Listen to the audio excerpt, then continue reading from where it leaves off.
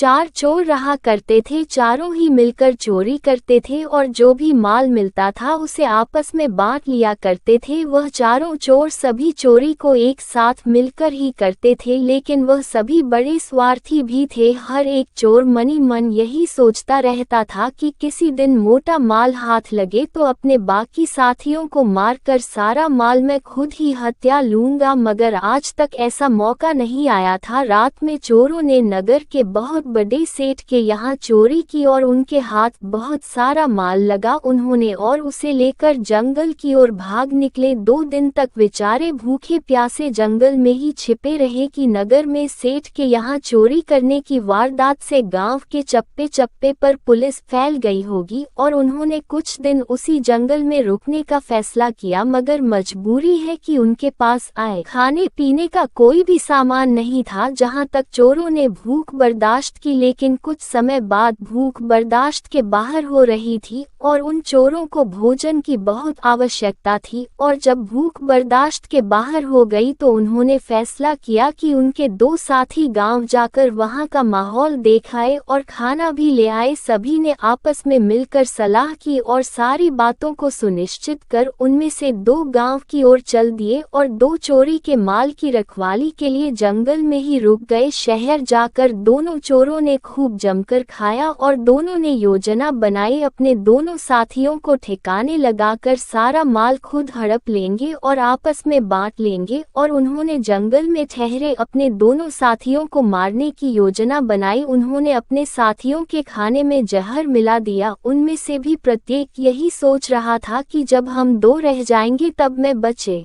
साथी को मारकर अकेला ही सारा माल हत्या लूंगा। अपने साथी चोरों की हत्या कर डाले की योजना बना ली थी। अपने रास्ते से हटाकर सारा माल आपस में बांट लेना चाहते थे। चारों चोरों ने 2-2 टोली बनाकर अपनी अपनी योजना के अनुसार कार्य किया। पहली जैसे ही शहर से भोजन लेकर जंगल पहुंचे, जंगल में मौजूद दोनों चोरों ने अपने साथियों पर हमला कर दिया और उनको मार मार कर उनकी जान ले ली। फिर वह निश्चित होकर भोजन करने बैठ गए, मगर खाने में पहले से ही जहर मिला हुआ था। तो जैसे ही बचे हुए 2 चोरों ने वह भोजन खाया, वैसे ही वह दोनों चोर भी तड़प तड़प कर वहीं मर गए और उनका चोरी किया हुआ सामान चारों में से किसी को नहीं मिल पाया। तो दोस्तों, इस कहानी से हमें सीख मिलती है कि हमें भी लालच नहीं करना चाहिए और कभी भी अपनों से छल कपट नहीं करना चाहिए।